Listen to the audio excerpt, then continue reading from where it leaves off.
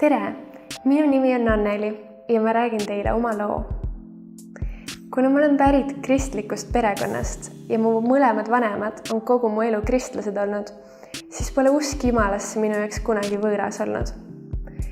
Väikesest peale olen ma oma vanematega koos kirikus käinud, nooremana pühapäevkoolis ja hiljem ka noorteõhtutel.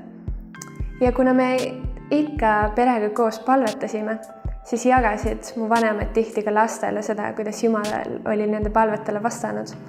Ja ma nägin seda, et Jumal tegutseb, aga see oli pigem minu vanemate elus, mitte minu jaoks isiklikult.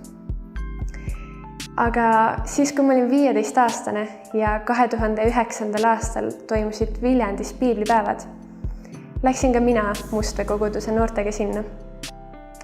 Seal laupäevasel ülistusõhtul ütles mu sõbranna mulle ühel hetkel, et ta tahab minna eestpalvele, aga et ta ei julge seda üksinda teha ja palus, et ma temaga kaasa läheksin.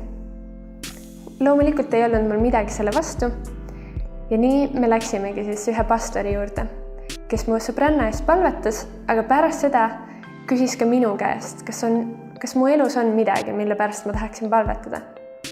Ja kui ma olin mõnda aega selle pastoriga rääkinud, siis soovisin ma, et ta minu eest palvetaks. Aga ma ei mäleta mitte ühtegi sõna sellest, mida see pastor palvetas, sest nii, kui ta oma käe sirutas, et hakata minu pärast palvetama, juhtus järsku midagi üleloomulikku. Ma kukkusin pikali ja ma tean, et see ei olnud sellest, et see suur ja tugev pastor oleks kuidagi mind lükanud või midagi sellist teinud, vaid ühel hetkel mu jalad lihtsalt ei kandnud mind enam. Ja samal hetkel, kui ma pikali kukkusin, nägin ma ka esimest korda nägemust. Ja see oli sellest, kuidas taevast tuli alla üks suur redel. Ja ma kõndisin mööda seda ülesse ja ma kõndisin täpselt Jumala juurde. Ja Jumal oligi üks armastav isa, kes sirutas oma 2 kätt välja. Ja ma läksin ta juurde, ta võttis mind sülle ja lihtsalt kallistas mind. Ja see oli esimene kord mu elus, kus ma ka füüsiliselt võisin kogeda seda, et Jumal tõesti armastab mind ja et ta on olemas, sest ma sain isiklikult temaga kokku. Ja see kogemus täitis mu südame ühe meeletu rahu ja rõõmuga. Ka hiljem, kui see ülistusõhtu veel kestis, siis ma lihtsalt laulsin neid laule kaasa, nutsin Jumala ees ja olin lihtsalt meeletult rõõmus.